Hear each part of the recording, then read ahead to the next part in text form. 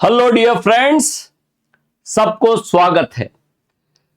यह हमारा discrete mathematics के शॉर्ट कोर्स में अगला टॉपिक है recurrence relations.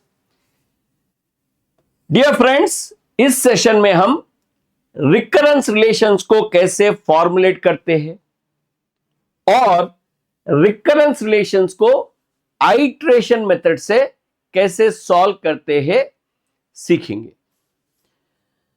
Before that, recurrence relation क्या होता है यह समझने की कोशिश करेंगे। देखिए सर, रिकरेंस रिलेशन का मतलब कोई प्रॉब्लम का सॉल्यूशन नहीं है। ओके, रिकरेंस रिलेशंस में दो पार्ट्स होते हैं, फॉर्मुलेशन, दूसरा part solving recurrence relation. Suppose आपके पास कोई ऐसी प्रॉब्लम हो, उस प्रॉब्लम को आप उसके सब प्रॉब्लम के रूप में लिख सकते हो, फिर हम उस प्रॉब्लम के लिए रिकरेंस रिलेशन लिख सकते हैं। वंस आपने रिकरेंस रिलेशन लिख दिए हैं, फिर आप उसको सॉल्व कर सकते हैं।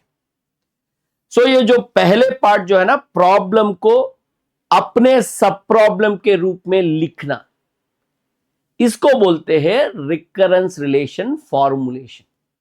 सो जब आप रिकरेंस रिलेशन बोलते हो, उसका मतलब है फॉर्मुलेशन ऑफ रिकरेंस रिलेशन। यानी इधर आप कोई प्रॉब्लम सॉल्व नहीं करते हो, बस एक प्रॉब्लम को उसके सब प्रॉब्लम के रूप में लिखते हो।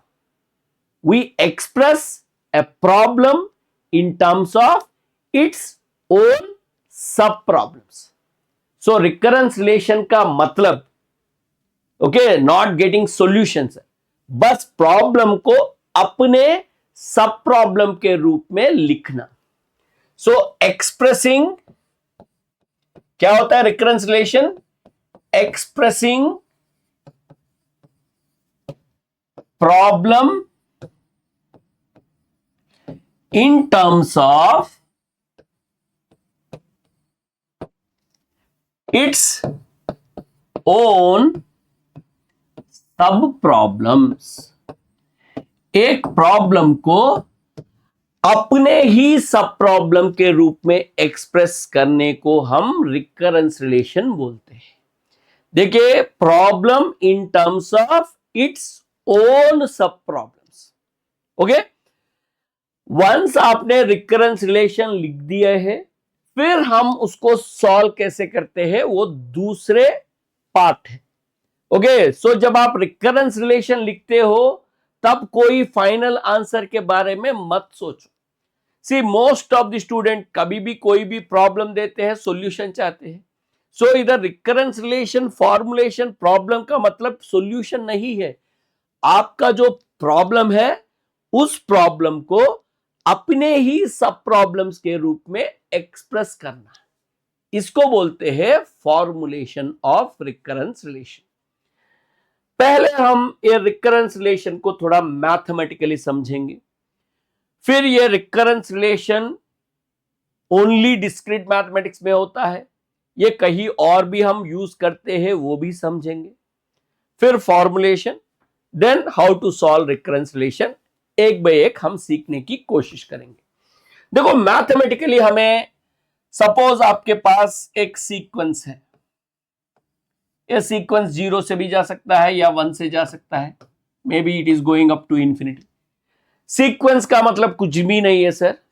देखो, सपोज क्लास में बच्चे हैं, रोल नंबर्स होते हैं ना, सो ये पहला रोल नंबर वाला है, दूसरा वाला है, तीसरा वाला है, वही है सीक्वेंसिंग, ऑर्डर में लाना। सो सीक्वेंस क्या करता है, n1 ये फर्स्ट टर्म है, ये सेकंड टर्म है, ये थर्ड टर्म है, यानी n इज इक्वल टू 1, ये first term, second term, third term, like that. यानी उस एलिमेंट्स को आप एक ऑर्डर में लिखते हैं, ये पहला वाला टर्म, ये सेकंड वाला टर्म। सपोज आपके पास कोई भी एलिमेंट्स हो, like I just now told you, class में बच्चे हो, ओके, उसको सीक्वेंस कर सकते हैं। Okay, you have some objects with you, उसको भी सीक्वेंस कर सकते हैं। व्हाट एवर इट इज, जो भी है आप उसको सीक्वेंस करते हो, यानी पहला वाला है, सेकंड वाला है, बोले तो वही सीक्वेंस है। अब इस सीक्वेंस में सपोज अगर ये जो nth टर्म जो है ना, ये 2 times of n minus one term है। सपोज आपके पास जो सीक्वेंस, देखो मैं ओरिजिनल एग्जाम्पल में नहीं जा रहा हूं, जेनरिक वे में बता रहा हूं, फिर हम एग्जाम्पल्स में ऐसी वाली प्रॉब्लम्स कब होता है वो भी देखेंगे। ओके, मे बी आपके पास एक बैक्टीरिया है, वो हर एक घंटे में ना डबल हो जाता है, ऐसी प्रॉब्लम हो सकता है। सो रियलिस्टिक एग्जाम्पल या रियल वर्ल्ड एग्जाम्पल क्या होता है, I have a bacteria which doubles in every hour. Okay, या तो मेरा कंप्यूटर सिस्टम में जो वायरस है ना वो डबल हो जाता है। Okay, may be anything, you can say anything, any such realistic example आप ले सकते हो, उसको आप रिकरेंस रिलेशन में फॉर्मुलेट कर सकते हो। समझ में आया है? सो इधर क्या है ना, एक एग्जाम्पल क्या है ना, nth टर्म जो है ना 2 times n minus one term, यानी जो प्रॉब्लम जो है, यानी nth टर्म जो है अपने सब प्रॉब्लम के रूप में एक्सप्रेस किए है, ये रिकरेंस रिलेशन। या कोई प्रॉब्लम ऐसा हो सकता है वेयर nth टर्म जो है ना अपने प्रीवियस 2 टर्म्स का सम। ओके, या कोई और प्रॉब्लम हो सकते हैं, an is equal to 2 times an minus one plus one हो सकता है। ये सब जो होता है ना इसको लीनियर रिकरेंस रिलेशंस बोलते हैं। क्या बोलते हैं इसको? लीनियर बोलते हैं। लीनियर का मतलब क्या है ना, इन सब का जो पावर है वन है और जो टर्म्स है उसका प्रोडक्ट नहीं है। कभी कभी ऐसा हो सकता है an is equal to an minus one into an minus two, ये सब होता है नॉन लीनियर। सो हम नॉन लीनियर रिकरेंस रिलेशन भी आगे जाके सीखेंगे, बट ये वेरी बेसिक सेशन में I don't want to take such example. Simple linear recurrence relation समझने की कोशिश करेंगे and most of our problems linear recurrence relation से कन्वर्ट होता है, यानी हम उसका फॉर्मुलेशन जब करते हैं वो लीनियर रिकरेंस रिलेशन आता है, फिर उसको कैसे हैंडल करेंगे वो हम सीखेंगे। सो ये होता है रिकरेंस रिलेशन, प्रॉब्लम को अपने ही सब प्रॉब्लम के रूप में एक्सप्रेस करने को हम रिकरेंस रिलेशन बोलते हैं। देखो मैथमेटिक्स में ना ये ए सफिक्स एन ऐसा होता है, यही कंप्यूटर साइंस में मोस्टली आप टाइम कॉम्प्लेक्सिटी के बारे में बोलते हैं। Okay, T of N, okay, T of N is equal to maybe 2 times T of N minus one. बस इधर जो है ना मैथमेटिक्स वाले थोड़ा लेजी होते हैं, सो ये सफिक्स टर्म्स यूज करते हैं, इसी ये दोनों सेम ही है सर। आप चाहे तो इसको टी ऑफ एन नहीं तो ये ऑफ एन लिखो, क्या होता है, टी ऑफ एन नहीं तो इसको ये ऑफ एन लिखो, टी के जगह आप ये लिख दो, कोई दिक्कत नहीं। ये N is equal to 2 into ये एन माइनस वन, सेम ही है सर।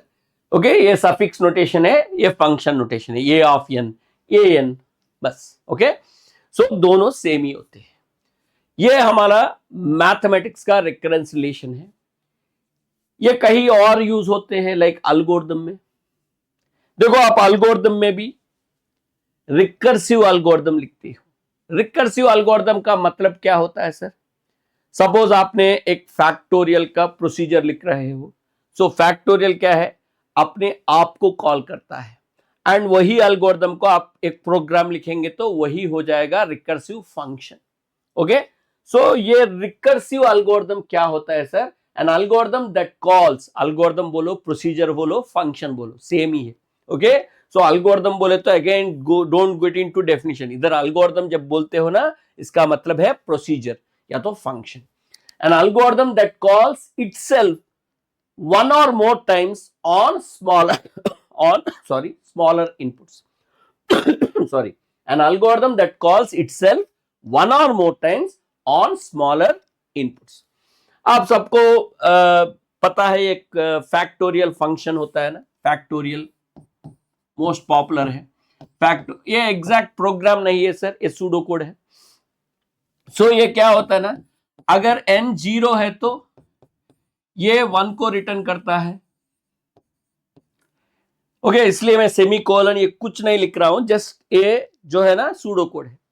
अदरवाइज क्या करता है, ये रिटर्न क्या करता है सर?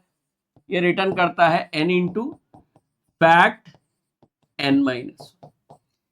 ये जो है आपका फैक्टोरियल प्रोसीजर, फैक्टोरियल फंक्शन बोल सकते हो। ओके, क्या है ना, फैक्टोरियल अपने आप को कॉल कर रहा है। सो इसे बोलते हैं रिकर्सिव एल्गोरिथम। सपोज अगर आप इस पर्टिकुलर फैक्टोरियल को सपोज आपने आर्गुमेंट 3 पे कॉल किए थे, यानी इज इक्वल टू 3 पे कॉल किए थे, क्या होता है, फैक्ट 3 जीरो नहीं है, फिर क्या करेगा ये 3 इंटू फिर फैक्ट 2 को कॉल करेगा, और ये फैक्ट 2 क्या करेगा 2 इंटू फैक्ट 1 को कॉल करेगा, और फैक्ट 1 जो है 1 इंटू फैक्ट 0 को कॉल करेगा। देखिए इसमें ये वेरी इंपॉर्टेंट है, इसको बोलते हैं बेस कंडीशन, स्टॉपिंग कंडीशन। अगर मैंने ये कंडीशन नहीं रखा है, इसको निकाल दिया तो क्या होगा, फिर ये कंटिन्यू हो जाएगा, फिर क्या करेगा ये 0 इंटू फैक्ट -1, -1 इंटू फैक्ट -2, ऐसा ये कॉल करते ही जाएगा। सो जब भी ऐसे रिकर्सिव एल्गोरिथम होते हैं, to prevent an infinite chain of such calls, there must be a value of the input for which algorithm terminates. इसी को बोलते हैं base condition, stopping criterion, stopping condition. ये बेस कंडीशन कंपलसरी है।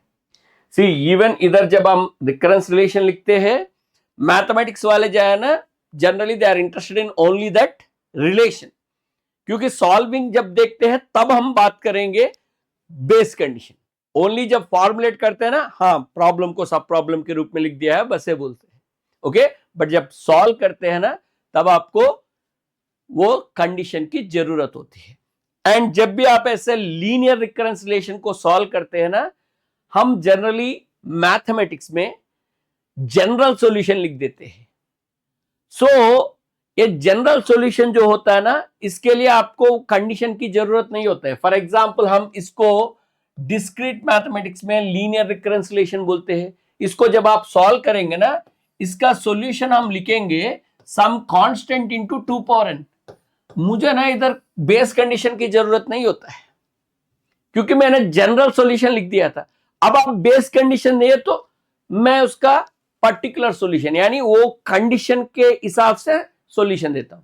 यानी ये जेनरिक है, आपका बेस कंडीशन चेंज हो सकता है, एक बेस कंडीशन पे एक आंसर, दूसरा बेस कंडीशन में दूसरा आंसर, ऐसे जनरल सॉल्यूशन बनाते हैं। सो जनरली क्या है ना, ये डिस्क्रीट मैथमेटिक्स में जब आप पढ़ते हो ऐसे लीनियर रिकरेंस रिलेशन, कभी कभी क्या है ना, आप बस प्रॉब्लम को सॉल्व कर लेते हो, ओके। जब एल्गोरिथम में है ना, आप कंपलसरी बेस कंडीशन लिखना है, क्योंकि आप एग्जीक्यूट करते हो ऑन ए पर्टिकुलर इनपुट, फिर इसको सॉल्व करना पड़ेगा। यानी आप हमेशा एल्गोरिथम में स्पेसिफिक केस सॉल्व करते हो। ये डिस्क्रीट मैथमेटिक्स में जो है ना, जेनरिक सिचुएशन सॉल्व करते हो, जनरल सिचुएशन। इसलिए कभी कभी आपको एल्गोरिथम डिस्क्रीट मैथमेटिक्स में जो रिकरेंस रिलेशन देते हैं, उसका कोई बेस कंडीशन नहीं हो सकता है, कोई दिक्कत नहीं, तब आप उसका जनरल सॉल्यूशन फॉर्मुलेट करते हो। जब आप उसका बेस कंडीशन देते हो, उससे आपको एक पर्टिकुलर सॉल्यूशन मिल जाता है। ये डिफरेंस होता है माय डियर फ्रेंड्स, बिकॉज इधर हम जनरल सॉल्यूशन के बारे में बात करेंगे। यानी वो सॉल्यूशन जो है ना, जनरल सॉल्यूशन है। अगर आपको एक पर्टिकुलर बेस कंडीशन दिए तो उसके हिसाब से एक पर्टिकुलर सॉल्यूशन देते हैं, दूसरे बेस कंडीशन दिए तो उसके हिसाब से दूसरे पर्टिकुलर सॉल्यूशन दे देते हैं। बट जब हम एल्गोरिथम में बात करते हैं ना, हम ऑलवेज एक पर्टिकुलर इंस्टेंस के लिए ही बात करते हैं, ओके। इसलिए हमें बेस कंडीशन, क्योंकि प्रोग्राम रन करने के लिए प्रोसीजर दे दिया है। सो इधर एन वैल्यू दे दी, फॉर एग्जांपल एन वैल्यू दिए तो it should stop somewhere, okay. So जब भी एल्गोरिथम बात करते हैं ना, हमेशा ये बेस कंडीशन कंपलसरी बात करते हैं। डिस्क्रीट मैथमेटिक्स में ना, जब ये लीनियर रिकरेंस रिलेशन होता है, इसके लिए एक जनरल सॉल्यूशन की पॉसिबिलिटी है। सो इसका मतलब ये नहीं है इधर कोई इनफाइनाइट लूप नहीं होता है, इधर भी होता है उधर भी होता है, बट हम जेनरिक सॉल्यूशन दे देते हैं। आप आराम से अपने इनिशियल कंडीशन, उधर क्या है ना, इनिशियल कंडीशन बोलते हैं, इनिशियल कंडीशन दिए तो उसके लिए एक पर्टिकुलर सॉल्यूशन आ जाता है। That is the difference my dear friends, okay, that's it. So recursive algorithm, okay, recurrence relation, ये सब के सब सेम ही है। सो रिकरेंस रिलेशन आपके डिस्क्रीट मैथमेटिक्स में, रिकर्सिव एल्गोरिथम आपके एल्गोरिथम में, या रिकर्सिव फंक्शन आपके प्रोग्रामिंग में, ये सब के सब सेम ही होते हैं, okay. In all these things क्या होता है, प्रॉब्लम को अपने ही सब प्रॉब्लम के रूप में एक्सप्रेस करते हैं। Is that clear? अभी हमें क्या करना है, पहले हाउ हम एक प्रॉब्लम को अपने सब प्रॉब्लम के रूप में लिखते हैं, ये कैसे लिख सकते हैं, पहले हमें सीखना है। अगर आप ये समझ सकते हो तो फिर आप उसको कैसे सॉल्व करते हैं वो दूसरे पार्ट हो जाता है। सो पहले हम सीखेंगे how to express a problem in terms of its own sub problems. So let us take our first example. Let a and b nth term of an arithmetic sequence. Write recurrence relation for a n. हमें ये a n के लिए recurrence relation लिखना है। आप सब जानते हो ना, अर्थमेटिक सीक्वेंस या अर्थमेटिक प्रोग्रेशन ये दोनों सेम ही होता है। सो ये अर्थमेटिक प्रोग्रेशन या अर्थमेटिक सीक्वेंस क्या होता है, एक फर्स्ट टर्म होता है, फिर एक कॉमन डिफरेंस होते हैं। सो कॉमन डिफरेंस ऐड करें तो नेक्स्ट टर्म आता है, फिर इसको कॉमन डिफरेंस ऐड करेंगे तो नेक्स्ट टर्म आता है, फिर कॉमन डिफरेंस ऐड करेंगे तो नेक्स्ट टर्म आता है। ये है okay, this is what we call it as arithmetic sequence. And आप सब जानते हैं इसका जो nth टर्म होता है, क्या होता है nth टर्म, ये plus n minus 1 into D, ये होता है इसका nth टर्म। ओके, मगर इन्होंने इधर tn नहीं ये n लिखा है, ये n डिनोट किया था, सो वही नोटेशन। ओके, इधर इन्होंने बताया था ना A N be nth term of an arithmetic sequence, so हम इसको ए एन लिखेंगे, ए एन हो टी एन हो, नोटेशन है और कुछ नहीं। अब हमें क्या करना है, रिकरेंस रिलेशन लिखना है। देखो ए एन अगर nth टर्म है तो ए एन अगर nth term of arithmetic sequence है तो, बिकॉज ये नोटेशन के हिसाब से, फिर ए एन माइनस 1 क्या होना चाहिए, ए एन माइनस 1 क्या होना चाहिए, ये एन माइनस 1 टर्म होना चाहिए according to this notation. A notation के हिसाब से ये जो है आपका एन माइनस 1 टर्म होना चाहिए, है कि नहीं? हाँ, देखिए आपको तो फॉर्मूला रेडी है, बट मुझे क्या चाहिए, इधर देखिए ये फॉर्मूला तो रेडी है, इधर ये फॉर्मूला तो रेडी है, बट मुझे ये नहीं चाहिए, रिकरेंस रिलेशन चाहिए। रिकरेंस रिलेशन का मतलब, इसे सॉल्यूशन बोलते हैं sir actually. Okay, recurrence relation का मतलब सॉल्यूशन नहीं, फिर से बता रहा हूं, रिकरेंस रिलेशन का मतलब सॉल्यूशन नहीं, प्रॉब्लम को अपने ही सब प्रॉब्लम्स के रूप में एक्सप्रेस करना। ओके, देखो अगर आप इसको ठीक से समझेंगे तो अर्थमेटिक प्रोग्रेशन, फर्स्ट टर्म होगा, सेकंड टर्म कैसे मिलता है, how you get second term, जो भी प्रीवियस यानी फर्स्ट टर्म है उसको कॉमन डिफरेंस ऐड करेंगे तो मुझे सेकंड टर्म मिलता है। बढ़िया है। अब थर्ड टर्म कैसे मिलता है सर, जो भी सेकंड टर्म है उसको मैं कॉमन डिफरेंस ऐड करें तो थर्ड टर्म आता है। फिर यही आइडिया से अगर मुझे रिकरेंस रिलेशन फॉर्मुलेट करना है तो, मुझे रिकरेंस रिलेशन फॉर्मुलेट करना है तो nth टर्म लाने के लिए क्या करना पड़ेगा, nth टर्म लाने के लिए क्या करना पड़ेगा, अगर मुझे n-1 टर्म पता है, क्योंकि मुझे ना सॉल्व नहीं करना है, वो nth टर्म प्रीवियस टर्म से कैसे ला सकते हैं। अभी देखे थे सेकंड टर्म चाहिए तो फर्स्ट टर्म के लिए हम कॉमन डिफरेंस ऐड करेंगे, फिफ्थ टर्म चाहिए तो फोर्थ टर्म को कॉमन डिफरेंस ऐड करेंगे। यदि आपको nth टर्म चाहिए तो जो आपके पास n-1 टर्म है उसको आप कॉमन डिफरेंस ऐड कर लेंगे। देखो इसको बोलते हैं रिकरेंस रिलेशन। प्लीज रिमेंबर, जब आप रिकरेंस रिलेशन फॉर्मुलेट करते हो, कोई सॉल्यूशन ओके उसके बारे में मत सोचना, don't think about any solution in your mind, बस प्रॉब्लम को छोटी प्रॉब्लम यानी प्रीवियस सब प्रॉब्लम के रूप में कैसे लिख सकते हो, how you can express problem in terms of its own sub problems. बस आपने प्रॉब्लम को अपने सब प्रॉब्लम के रूप में लिख दिया तो हो गया काम, ये फॉर्मुलेशन का काम इधर खत्म। फिर इसको कैसे सॉल्व करते हैं अभी इसके बारे में मत सोचो, that is a secondary part, उसको बोलते हैं सॉल्विंग रिकरेंस रिलेशन पार्ट। ये फॉर्मुलेशन है, फॉर्मुलेशन ऑफ रिकरेंस रिलेशन है, इसको सॉल्व करना जो है ना अलग तरीका है, डिफरेंट आइडिया है। समझ में आया है? फॉर्मुलेशन का मतलब क्या है, प्रॉब्लम को अपने ही सब प्रॉब्लम के रूप में लिखना, बस। Hope you understand.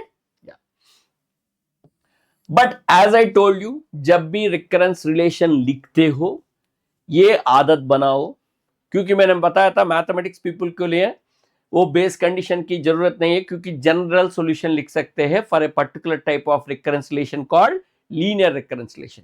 बट आप ये गलती कभी मत करो, जब भी रिकरेंस रिलेशन लिखते हो हमेशा याद रखो बेस कंडीशन लिखना है। यानी आप लिखे थे ना nth टर्म को n-1 टर्म में लिखे थे, अभी n-1 टर्म n-2 टर्म को कॉल करेगा, वो n-2 को कॉल करेगा। फॉर एग्जांपल आपने 5th टर्म कॉल किए थे, वो 4th टर्म को कॉल करेगा, 4th टर्म 3rd टर्म को कॉल करेगा, 3rd टर्म 2nd टर्म को कॉल करेगा, वो 1st टर्म को कॉल करेगा, फिर वो 0th टर्म, ये कंटिन्यू हो जाएगा, इनफाइनाइट नंबर ऑफ कॉल्स आ जाएगा।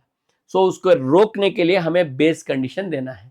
सो इधर आपको पता है ना what is the base condition, इसका बेस कंडीशन क्या होता है sir, what is the base condition, ये वन क्या होता है, व्हाट इज ये वन, ये वन फर्स्ट टर्म ये होता है, इसमें ना हम ये बुला रहे हैं ना, दैट इज इट। सो उधर तक ये कंटिन्यू होता जाएगा। देखो सॉल्विंग के बारे में बिल्कुल मत सोचो, बस रिकरेंस रिलेशन का मतलब इतना ही है।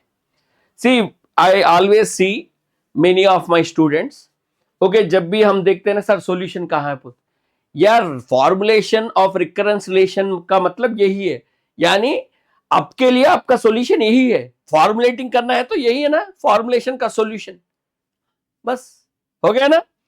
नेक्स्ट प्रॉब्लम, अब ये देखिएगा, let A and B nth term of a geometric sequence.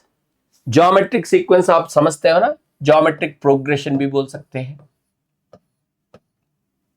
सो इसमें फर्स्ट टर्म होता है, फिर इसको एक कॉमन रेशियो मल्टीप्लाई करेंगे तो सेकंड टर्म आएगा, फिर सेकंड टर्म को कॉमन रेशियो फिर से मल्टीप्लाई करेंगे तो r into R square third term आएगा, फिर कॉमन रेशियो मल्टीप्लाई करेंगे तो फोर्थ टर्म आएगा, and so on. First term, second term, third term, fourth term and so on. आप जानते ही होंगे इसका जो nth टर्म है ना, इन्होंने ए एन दिया था, इधर भी वही लिखेंगे, ये ए एन जो है ना आप जानते हैं what is it, A into R power n-1। ये एक्चुअली सॉल्यूशन है इस प्रॉब्लम का, इस प्रॉब्लम का जो nth टर्म का जो सॉल्यूशन है वो होता है। बट मुझे सॉल्यूशन नहीं लिखना है, मुझे रिकरेंस रिलेशन लिखना है। ओके, मैं बस प्रॉब्लम को अपनी सब प्रॉब्लम के रूप में लिखना चाहता हूं, वही चाहिए मुझे कोई सॉल्यूशन नहीं चाहिए। ओके, सो अगर मैं इसको nth टर्म बोलता हूं, अगर मैं इसको nth टर्म बुलाता हूं, फिर ये मेरा बनेगा n-1 टर्म, ये बनेगा n-1 टर्म। सो जो भी है इधर से देखिएगा, सेकंड टर्म चाहिए तो क्या करना है, जो आपके फर्स्ट टर्म है ना उसको कॉमन रेशियो से मल्टीप्लाई करना है। थर्ड टर्म चाहिए तो क्या करना है, जो आपका सेकंड टर्म है उसको कॉमन रेशियो से मल्टीप्लाई करना है। सो अगर मुझे nth टर्म चाहिए तो क्या करना पड़ेगा, जो आपका n-1 टर्म है उसको कॉमन रेशियो से मल्टीप्लाई कर लो, फिर आपको मिल जाएगा nth। बस यही है रिकरेंस रिलेशन, हो गया, इससे ज्यादा सोचने की जरूरत नहीं है। People always worry about sir answer कहां, यही है आंसर। फॉर्मुलेशन में बस प्रॉब्लम को सब प्रॉब्लम के रूप में लिख दिया तो बस है, आप बस यही सोचना है हम प्रॉब्लम को इट्स सब यानी उसी के सब प्रॉब्लम के रूप में लिखना है। ऐसा नहीं है ये एन को कोई bn-1 के रूप में लिखा, ऐसा नहीं है, not in terms of some other problems और सम अदर सब प्रॉब्लम्स, नहीं, an को यानी nth टर्म को अपने ही previous terms, maybe n minus 1 term हो, sometimes it may be sum of previous two some terms हो सकता है, वही होता है recurrence relation. ये होता है आपका recurrence relation. समझ में आया है? और इसका बेस कंडीशन भूलना नहीं. इसका बेस कंडीशन क्या है? यानी अब इसको फर्स्ट टर्म बोलते हैं ना, सो फर्स्ट टर्म ये 1 में रुक जाता है. फर्स्ट टर्म क्या है ना, ए होता है.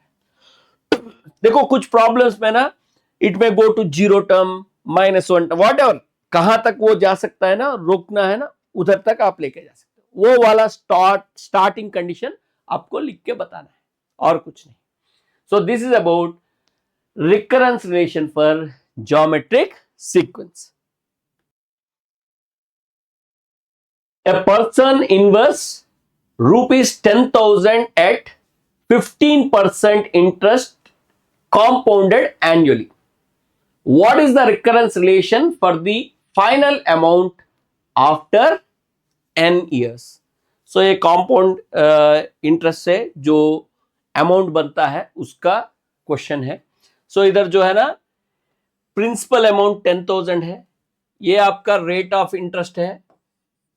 Okay, and you know n years में आपको फाइंड आउट करना है. नंबर ऑफ ईयर्स, टाइम जो हो ना, ये टाइम n ईयर्स होता है. सो जनरली फॉर्मूला अगर आप जानते हो, you know amount after n years क्या होता है, principal into 1 plus r by 100 whole power time होता है. ये कंपाउंड इंटरेस्ट से जो अमाउंट मिलता है ना n ईयर्स के बाद, उसका फॉर्मूला है. इधर p जो है ना प्रिंसिपल अमाउंट. सो आप P को क्या बोलते हैं, अमाउंट एट 0 ईयर्स. अभी आप उधार लिए थे ना, ओके, और अभी आपने उधार दिए थे, maybe if you are a lender, if you are giving person someone, वो ये P को आप बोल सकते हैं ना द अमाउंट, इनिशियल अमाउंट, जो इनिशियली है ना वो वाला अमाउंट है.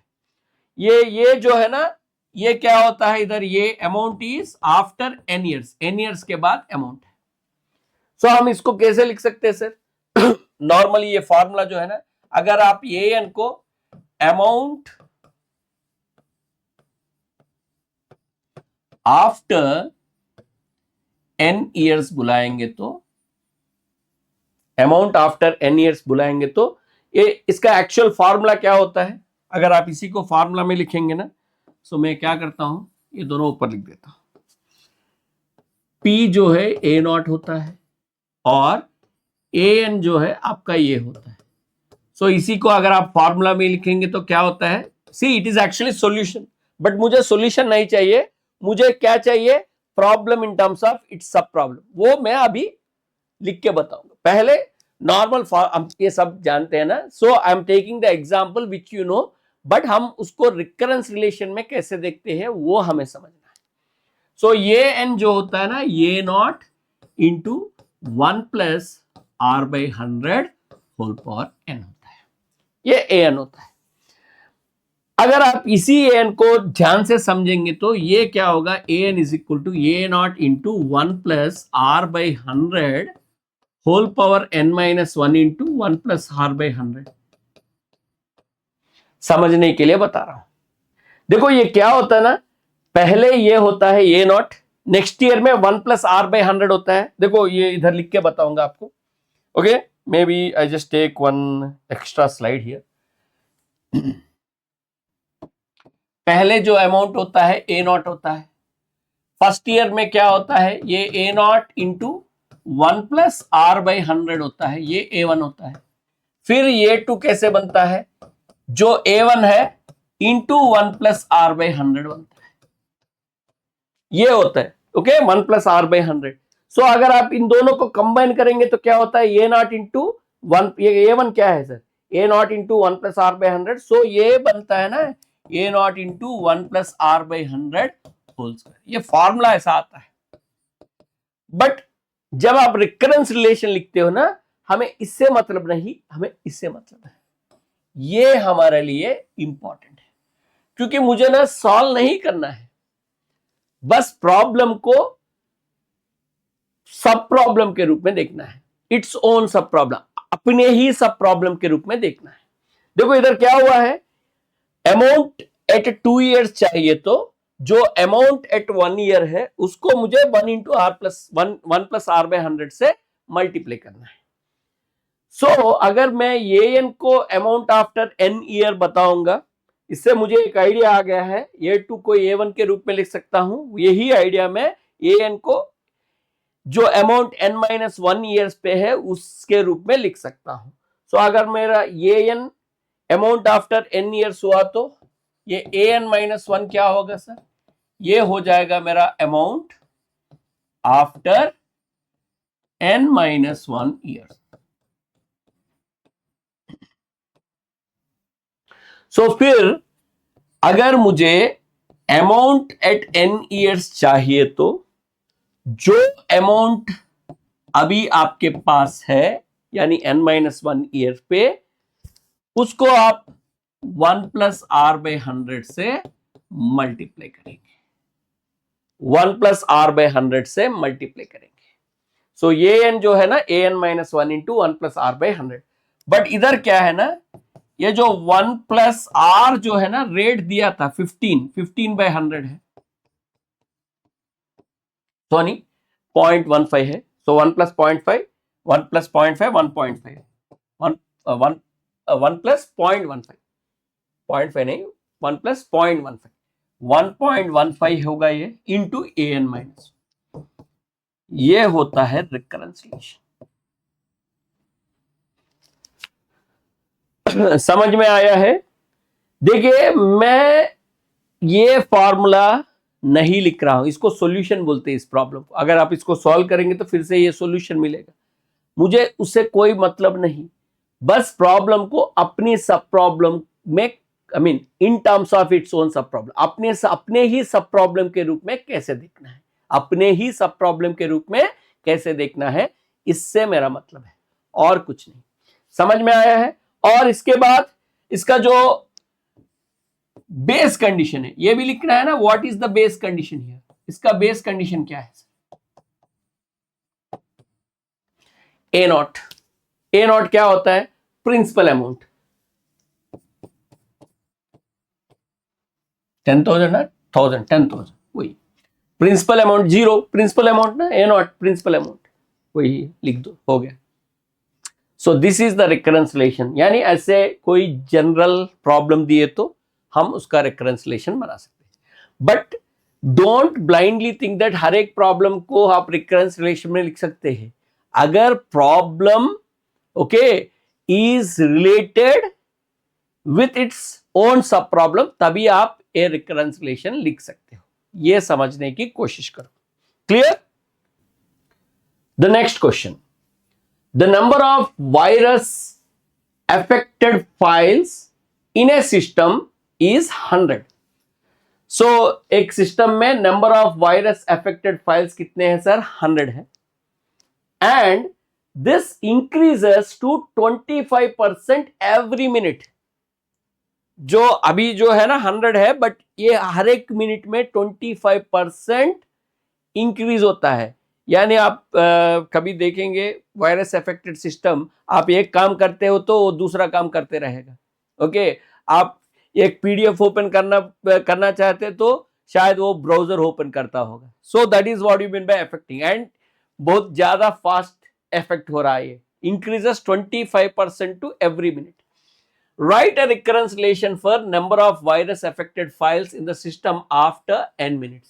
n minutes के बाद जो number of virus affected files होते हैं उसके लिए रिकरेंसिएशन लिखने के लिए बोल रहा है। देखो इधर an जो है ना, number of virus affected files in the system after n minutes, हमने समझेंगे और नोटेशन यूज करेंगे। an is number of virus affected files in the system after n minutes. So क्या है ना सर, इधर प्रॉब्लम देखते ही आपको पता चलेगा इंक्रीजेस टू 25% एवरी मिनट, यानी जो प्रीवियस मिनट में है उससे 25% इंक्रीमेंट है। क्या है उसका मतलब? अगर आप एन को number of virus affected files in the system after n minutes मानेंगे तो एन माइनस 1 क्या होगा? ये होगा number of virus affected files in the system after n-1 minutes होगा। ये क्या होगा? Number of virus affected files after n-1 minutes होगा। So according to the given information, जो n-1 मिनट में वायरस अफेक्टेड फाइल्स है उसका आपको 25% इंक्रीमेंट मिलेगा। सो 25% इंक्रीमेंट का मतलब क्या होता है sir?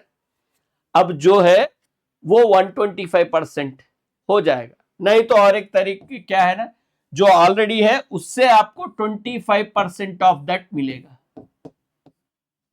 25% of the same amount मिलेगा। जितना ऑलरेडी है उससे 25% ऑफ दैट मिलेगा। सो जो n-1 मिनट में है प्लस 25% ऑफ दैट क्या होगा? आपको nth मिनट में बन जाएगा। सो इतना वायरस अफेक्टेड फाइल्स आपको nth मिनट में मिल जाएगा। सो क्या है इसका मतलब? अरे यार क्या हो रहा है? an-1 कॉमन लिए तो 1 प्लस 25% का मतलब 25/100।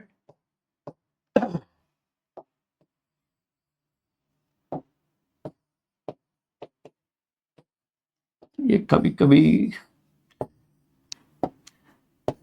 ये वायरस इफेक्ट नहीं है। Okay, so when you have number of slides more, थोड़ा मिसबिहेव करता है ये सिस्टम। सो क्या होगा? ये 1 प्लस 25/100 1.25 है। सो 1.25 an-1।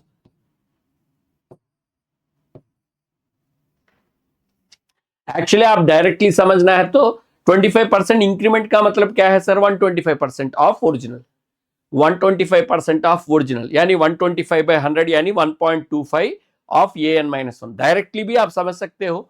देखो ऐसा नहीं, 125% है ना, 25% इंक्रीमेंट मींस जो एक्चुअल होना है 100%, आपको एक्चुअली 125% मिल रहा है। 25% यानी 125% ऑफ an।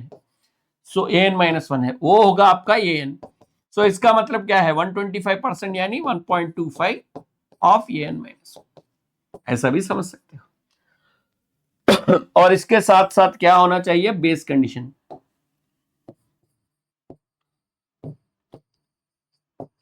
देखो अगर आप ओनली मैथमेटिकली सोचते हो, as I told you, recurrence relation लिखते वक्त base condition linear recurrence relation है तो ओके, आपको लिखने की जरूरत नहीं है। इवन नॉन लीनियर के लिए भी हम कैसे सॉल्व करते हैं सर? नॉन लीनियर के लिए हमारे पास कोई सेपरेट मेथड्स नहीं है। जो भी नॉन लीनियर आएगा उसको लीनियर कन्वर्ट ही करना पड़ेगा। सो मैथमेटिक्स वाले जो है ना, यानी डिस्क्रीट मैथमेटिक्स, आप कुछ डिस्क्रीट मैथ्स बुक्स में भी ये बेस कंडीशन नहीं मिलते। सो उसे देख के ये मत सोचो नहीं चाहिए बोल के, क्योंकि इधर क्या है ना, उसका जनरल सॉल्यूशन लिख देते हैं। जो बेस कंडीशन आपको चाहिए वो दिए तो उस पर्टिकुलर प्रॉब्लम के लिए पर्टिकुलर सॉल्यूशन देते हैं, ऐसा है। ओके, बट आप हमेशा कंप्यूटर साइंस स्टूडेंट हो, बेस कंडीशन लिखना है।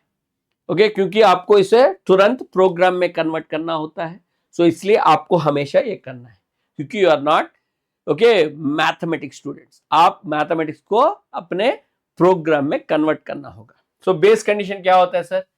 इनिशियल एट टाइम 0 कितना है? वायरस अफेक्टेड, नॉट वायरस कितना है सर, वायरस अफेक्टेड फाइल्स कितना है? 100। ये होता है recurrence relation. Clear? Now let us consider next example. Number of R combination of n objects. देखो ये कॉम्बिनेशन फॉर्मूला है, उसका भी हम रिकरेंस रिलेशन लिखेंगे। सो इसको कैसे डिनोट करते हैं sir? R combination of n objects को आप NCR डिनोट करते हैं। ओके, सी इधर क्या है ना, दो पैरामीटर से, NR पैरामीटर से। अभी तक आप देखेंगे तो ये सब सिंगल पैरामीटर वाले हैं, ये सब सिंगल पैरामीटर वाले हैं, है ना। ये सब एग्जांपल आप देखे थे सिंगल पैरामीटर। सो ये सब जैसे 2 पैरामीटर्स, ओके, मोर पैरामीटर्स वाले आप अपने डायनामिक प्रोग्रामिंग एल्गोरिथम कोर्स में देखेंगे। ओके, चलिए हम इसके भी रिकरेंस रिलेशन ओके लिखने की कोशिश करेंगे। Number of R combination of n objects का रिकरेंस रिलेशन। यानी आपको n ऑब्जेक्ट्स में से r ऑब्जेक्ट्स को सेलेक्ट करना है। ध्यान से देखिएगा, मैं इसको 2 पार्ट्स में डिवाइड करता हूं। Okay, I try to discuss this selection in 2 parts. इस सिलेक्शन को मैं 2 पार्ट्स में डिस्कस करता हूं। देखिए, आपको क्या करना है सर, आपको सिलेक्शन करना है। कौन सा सिलेक्शन करना है? आर सिलेक्शन करना है। ओके, आपको क्या सिलेक्शन करना है? आर सिलेक्शन करना है। 1 2 3 ऐसा कंटिन्यू करते हुए आपको आर सिलेक्शन करना है। From how many objects? n objects, a1 a2 and so on n। n objects में से आपको r ऑब्जेक्ट्स को सेलेक्ट करना है। समझ में आया है? वेरी गुड, ध्यान से देखिएगा।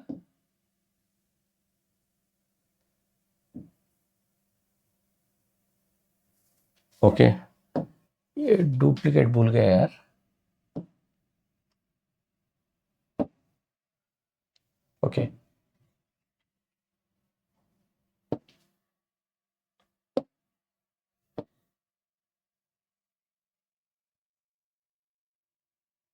okay, no problem. Let me draw one second. Okay, now look at this.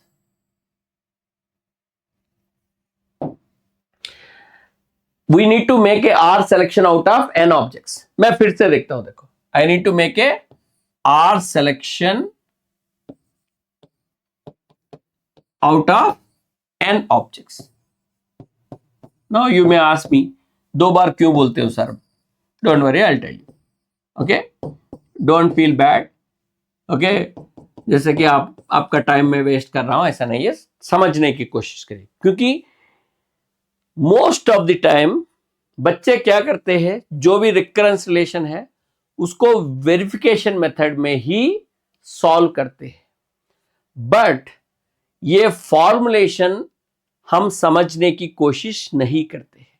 सो इसलिए मैं आराम से समझा रहा हूं, क्योंकि ये सबसे इंपॉर्टेंट पॉइंट है। आपको क्या करना है? आर ऑब्जेक्ट्स को सेलेक्ट करना है फ्रॉम एन ऑब्जेक्ट्स। फिर से बोल रहा हूं, आर ऑब्जेक्ट्स को सेलेक्ट करना है एन ऑब्जेक्ट्स। मैं 2 बार क्यों लिखा हूं, समझाता हूं। देखो, जब आप ये r selection from n objects करते हो, इसमें with respect to this element, यानी विथ रेस्पेक्ट टू A1 क्या हो सकता है? और इन अदर वर्ड्स, आपका जो सिलेक्शन है, आपका जो आर सिलेक्शन है, उस सिलेक्शन में A1 का हाल क्या होगा? What is the fate of A1? A1 का हाल क्या हो सकता है? देखो, जो आप R selection from n objects करते हो, R selection from n objects करते हो, उसमें ये A1 जो है selected हो सकता है, या उसमें ये A1 जो है नॉट सेलेक्टेड हो सकता है। सो आप कोई भी r selection of n objects करते हो, उस n ऑब्जेक्ट्स में कोई एक पर्टिकुलर एलिमेंट, A1 ले लो, A2 ले लो, कोई भी एनी एक पर्टिकुलर एलिमेंट लेते हो, वो एलिमेंट या तो उस सिलेक्शन में होगा या उस सिलेक्शन में नहीं होगा। सो जब आप बोलते हो ये सिलेक्शन में नहीं होगा, तो इसे हम सिलेक्शन में यूज नहीं करते हैं। जब आप बोलते हो ये सिलेक्शन में होगा, बोले तो डेफिनेटली A1 सेलेक्ट हो गया है। A1 जो है सेलेक्ट हो गया है, विराट कोहली। समझ में आया है? ये सिलेक्शन हो गया है। सो हमें ये दोनों सिचुएशन को समझना है। अगर ये सेलेक्ट हुआ तो क्या होगा, अगर आप A1 को सेलेक्ट नहीं करें तो क्या होगा? क्या होगा means what is the remaining work, आपका बाकी काम क्या होगा? यदि आपने A1 को सेलेक्ट कर लिया है, A1 इज सेलेक्टेड है, तो अब आप कितने और एलिमेंट को सेलेक्ट करना है, अभी आपको कितने और एलिमेंट को सेलेक्ट करना है, क्योंकि एक तो सेलेक्ट हो गया है, अभी कितने को सेलेक्ट करना है, r-1 को सेलेक्ट करना है फ्रॉम, ये r-1 को सेलेक्ट करना है कहां से, बिकॉज ये तो सेलेक्टेड हो गया है, फिर से नहीं करेंगे ना, फ्रॉम रिमाइनिंग n-1 ऑब्जेक्ट्स, यानी आपको अभी r-1 सिलेक्शन करना है from the remaining n-1 objects, जो बचा हुआ n-1 ऑब्जेक्ट्स में से आपको बाकी r-1 ऑब्जेक्ट्स को सेलेक्ट करना पड़ेगा। सो हम क्या बोलते हैं इसको, n-1 में से आपको r-1 ऑब्जेक्ट्स को सेलेक्ट करना होगा, n-1 ऑब्जेक्ट्स से आपको r-1 ऑब्जेक्ट्स को सेलेक्ट करना होगा। अब ये A1 सेलेक्ट नहीं हुआ तो इस सिचुएशन में क्या वर्क है आपका, अभी आपको इस सिचुएशन में, क्योंकि अभी तक कुछ सिलेक्शन नहीं हुआ है, कोई सेलेक्ट नहीं हुआ है, सो अभी आपको पूरे के पूरे R ऑब्जेक्ट सेलेक्ट करना होगा, बट क्योंकि A1 तो गायब, जो बचा हुआ n-1 से, जो बचा हुआ n-1 से मुझे R ऑब्जेक्ट सेलेक्ट करना पड़ेगा, यानी ये होगा n-1c R ये होगा आपका n-1c R। सो इसका मतलब क्या हुआ सर, अगर आपको R selection of n objects करना पड़ा है तो इसको बोलते हैं R selection of n objects without repetition.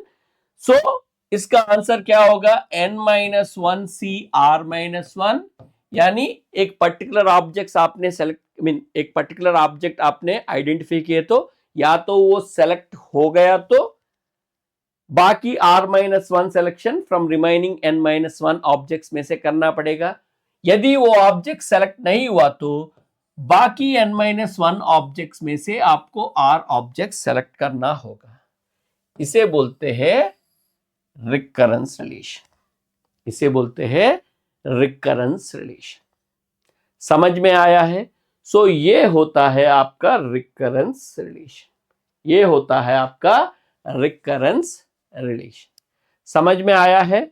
So how to express problem in terms of sub problems. Recurrence relation formulate करते वक्त आपको ज्यादा कुछ सोचना नहीं है, बस प्रॉब्लम को अपने ही सब प्रॉब्लम में कैसे लिखते हैं बस इतना ही सोचना है।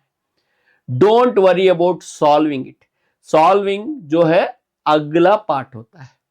मैं आपको ना एक सिंपल सी आइट्रेशन मेथड इंट्रोड्यूस करके ये सेशन समाप्त करता हूं। I just take iteration method, यानी प्रॉब्लम सॉल्विंग कैसे करते हैं, क्योंकि मैं इधर छोड़ दिए तो प्रॉब्लम को फॉर्मुलेशन करके आपको लगता है ये प्रॉब्लम सॉल्व नहीं हुआ बोल के।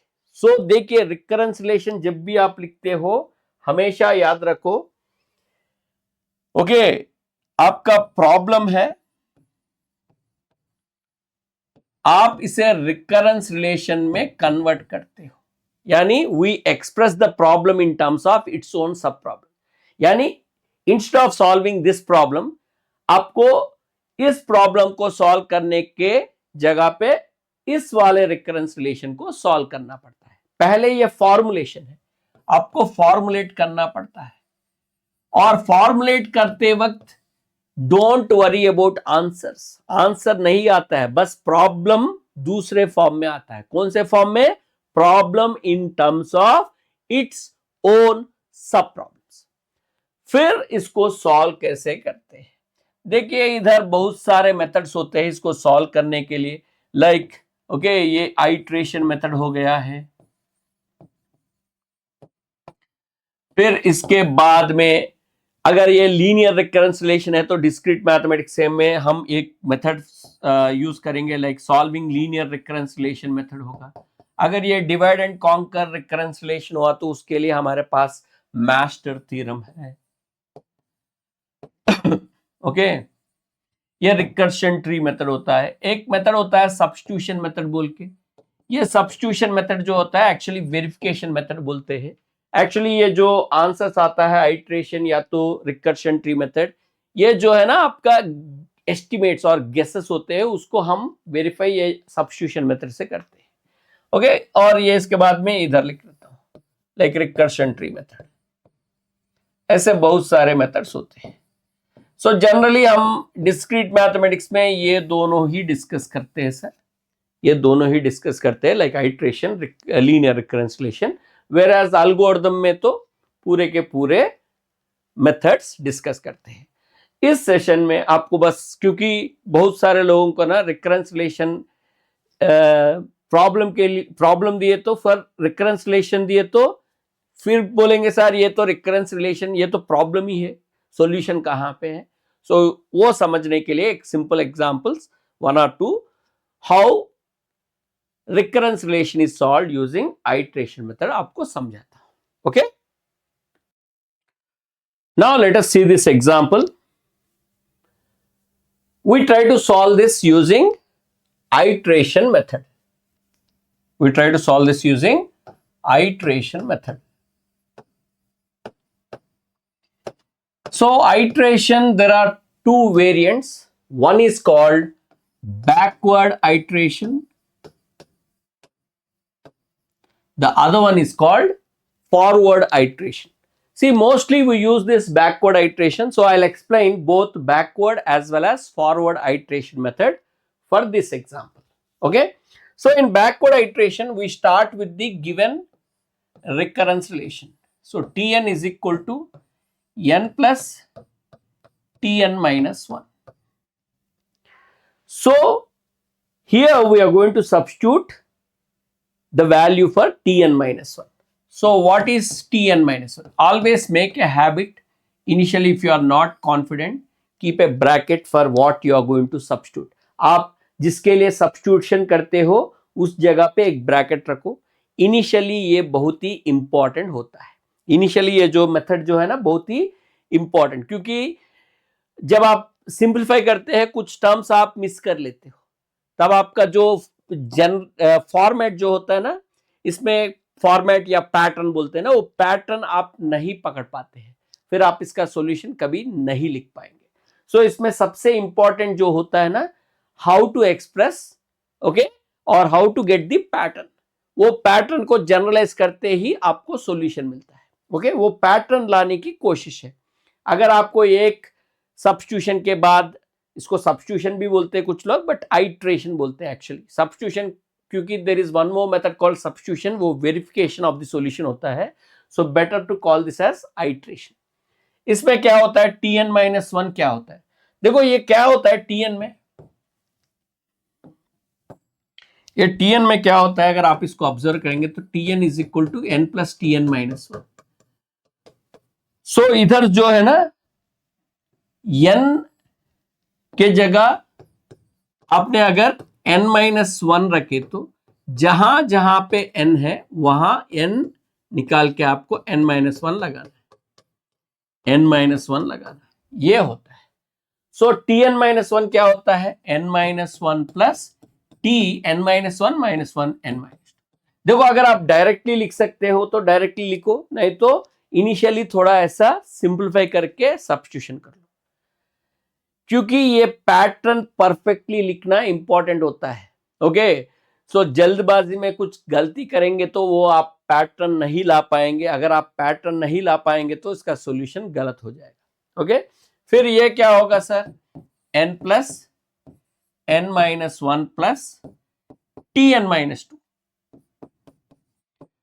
देखो अगर आप इसमें पैटर्न समझ में आया है, n माइनस 1 देखेंगे तो क्या होगा, n माइनस 1 n माइनस 2 ऐसे आने वाला है। अगर आपको पैटर्न समझ में आए तो आप डायरेक्टली बेस कंडीशन पे जाके फाइनल कौन सा वैल्यू होगा उस पैटर्न में, एंड कहां पे होता है वो लिख सकते हैं।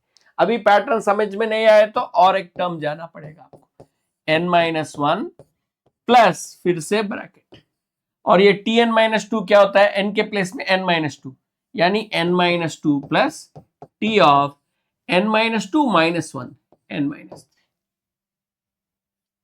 सो इसे आपको अपने पैटर्न समझ में आ जाना चाहिए। सो आप कुछ लोग इधर ही डायरेक्टली लिख लेते हैं sum of first N natural numbers, but वो कहां तक जाना है वो भी देखना है। देखो ये आप मोस्टली आपको इसका सॉल्यूशन पता है, ओके, उसे देख के आप ये मत सोचो ओके मुझे आ जाता है नेक्स्ट प्रॉब्लम, ऐसा मत सोचो। इसको समझने के लिए ऐसे सिंपल प्रॉब्लम हमेशा ये पैटर्न कैसे फाइंड आउट करते हैं, वो लास्ट टर्म कैसे लिखते हैं, वो समझने के लिए यूज करो। क्योंकि ये आप ठीक से फिक्स किया था, इधर कोई भी कॉम्प्लिकेटेड प्रॉब्लम आ गए तो आप इजीली सॉल्व कर सकते हैं। देखो ये तो बहुत ही सिंपल सी एग्जांपल है, डायरेक्टली भी आंसर बोल सकते थे, बट मैं इसको इसलिए लिया था to get the idea properly. अभी मुझे ये कहां तक लेके जाना है, सो आप ये कब तक करना है रिडक्शन। यदि मैं आपका नेक्स्ट टर्म जो है बिना देख के लिख सकता हूं, यदि मैं आपका नेक्स्ट टर्म जो है बिना देख के लिख सकता हूं, यानी बिना सब्स्टिट्यूशन करके लिख सकता हूं। इधर क्या किया था, ये नेक्स्ट टर्म आने के लिए मैं सब्स्टिट्यूशन किया था। यदि मैं नेक्स्ट टर्म बिना सब्स्टिट्यूट करके बाय अंडरस्टैंडिंग द पैटर्न, मुझे पैटर्न समझ में आया तो नेक्स्ट टर्म डायरेक्टली लिख सकता हूं ना। इसका नेक्स्ट टर्म क्या होगा, अरे क्या होगा, सॉरी, इसका नेक्स्ट टर्म क्या होगा, n plus n minus one plus n minus two plus n minus three plus tn minus four. इधर मैं सब्स्टिट्यूशन नहीं किया था। From this I understand what is the next term. यदि आप ये कंटिन्यू कर सकते हैं, लाइफ लॉन्ग लिखना पड़ेगा, आप इतना कंटिन्यू नहीं करेंगे। अभी क्या है ना, ये कहां तक जाएगा वो आपको समझना है। Okay, so I just right the next term just for because, क्योंकि मुझे इधर पैटर्न चाहिए इसलिए नेक्स्ट टर्म इधर डायरेक्टली लिख रहा हूं। n minus to, n minus three, n minus four, tn minus five होगा। अभी मुझे समझना है ये कहां तक लेके जाना है। मुझे इसे ना n इज इक्वल टू 0 तक लेके जाना है, यानी n माइनस n तक लेके जाना है, यानी मुझे ना t0 तक लेके जाना है, t0 तक लेके जाना है। क्योंकि इधर आप हमेशा देखेंगे तो क्या होगा, पहले देखो n माइनस वन था, tn माइनस वन, फिर tn माइनस टू था, tn minus three, tn minus four, फिर tn माइनस फाइव है। सो ये जो है ना कहां तक जाएगा sir, t of n minus k तक जाएगा।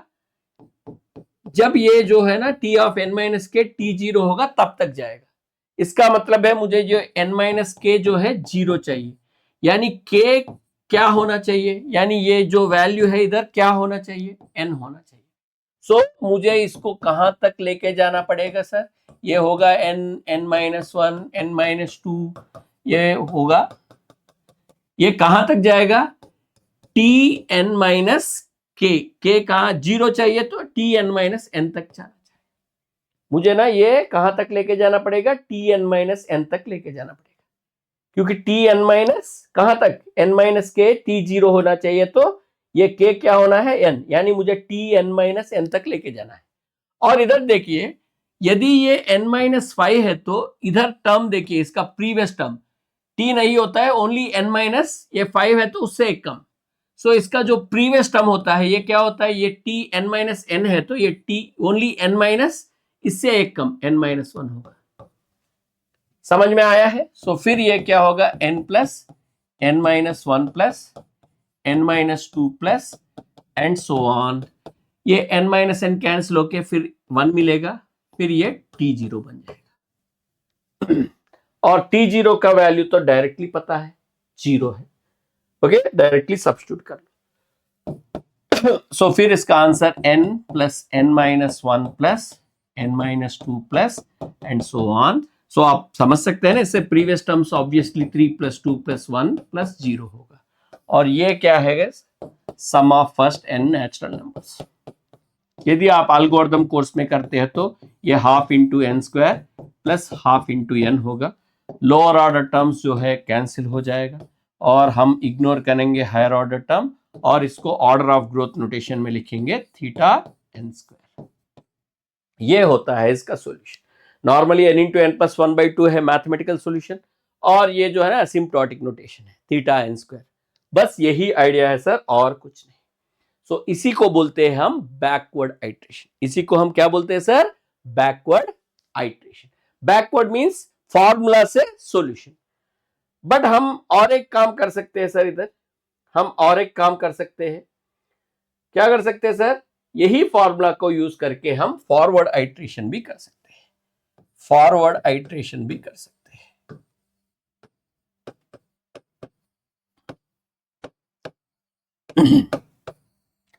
फॉरवर्ड सब्स्टिट्यूशन जा सकते हैं। ओके, यानी इनिशियल कंडीशन से लेकर फाइनल तक। ओके, ये कैसा होता है? So let us write down Tn is equal to, क्या होता है, 0 for n is equal to 0 and n plus Tn minus 1 for n greater than 0। So ये फॉर्मूला है। हम क्या करेंगे, पहले T0 से शुरू करेंगे, फॉरवर्ड आइट्रेशन T0 से शुरू करेंगे। T0 क्या है? 0 है, T0 0 है। अब हम आगे जाएंगे इस वाला फॉर्मूला यूज करके। देखो हमेशा हमारा फॉर्मूला जो है ये है Tn is equal to n plus Tn minus 1। So T0 आ गया तो T1 क्या होगा इस फॉर्मूला से? इस फॉर्मूला से T1 फाइंड आउट करो, क्या होगा? 1 प्लस T0। सो क्या होगा सर? T1 1 प्लस T0 है, विच इज 1 प्लस 0। फिर क्या करेंगे? T2 क्या होगा? T2 क्या होगा इस फॉर्मूला से? 2 प्लस T1 है, बट T1 जो है इससे आप सब्स्टिट्यूट करेंगे, यानी T2 क्या होगा? 2 प्लस 1 प्लस T0। आप चाहे तो T0 0 सब्स्टिट्यूट कर सकते हैं सर। सो आप चाहे तो इधर ही इसको सिंपलीफाई कर लो, 1 प्लस 0 कर लो, इंस्टेड ऑफ राइटिंग T0 आप 0 लिख सकते हैं। देखो मैं इधर इसको सिंपलीफाई नहीं कर रहा हूं, कुछ लोग क्या है ना 2 प्लस 1 3 लिख देते हैं। ऐसा 3 लिखने से आपको कैसे पैटर्न समझ में आएगा? इधर आपको आंसर नहीं लिखना है, आपको पैटर्न समझना है। वो पैटर्न समझने तक आप इसको रिडक्शन करते जाना है। वो पैटर्न जब तक आप समझते हो तब तक आप इसको रिड्यूस करते ही जाएंगे। सो फिर T3 क्या होगा? T3 जो है 3 प्लस T2, और T2 तो ये है। सो ये क्या है? 3 प्लस 2 प्लस, है ना, 2 प्लस 1 प्लस 0। समझ रहे हो? सो अभी मैंने बताया था ना, नेक्स्ट टर्म आप तुरंत लिख सकते हो, T4 लिख सकते हो बिना सब्स्टिट्यूशन करके। देखो आपको ये कब तक करना है? नेक्स्ट टर्म आप बिना ये सब्स्टिट्यूशन करके डायरेक्टली लिख सकते हो, तब तक करना है। सो T4 क्या होगा? 4 प्लस 3 प्लस 2 प्लस 1 प्लस 0। सो अब इसको जनरलाइज कर लो। T1 क्या, और सॉरी कहां तक जाना है? Tn तक जाना है। Tn क्या होगा? ये T4 4 से शुरू करेंगे तो Tn n से शुरू होगा, n minus 1 plus n minus 2 plus and so on, plus 3 plus 2 plus 1 plus 0। और ये होगा आपका n इंटू n प्लस 1/2, क्योंकि ये sum of first n natural numbers है। फिर से वही स्टोरी सर, ये होता है फॉरवर्ड आइट्रेशन, यानी okay, like you know bottom up approach बोलते हैं ना इसको। ओके, ये टॉप डाउन अप्रोच है। इसको क्या बोलते हैं सर? इसको क्या बोलते हैं? Bottom up approach, bottom up approach. और ये है ना टॉप डाउन। अरे ये कहां से आ गया?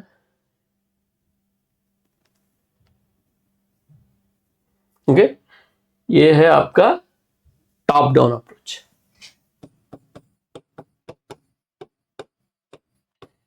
देखिए बॉटम अप अप्रोच हो या टॉप डाउन अप्रोच हो, बस आपको ये समझना है how you can reduce, okay, और how you can get the pattern. वो पैटर्न पकड़ने तक आपको लिखना है।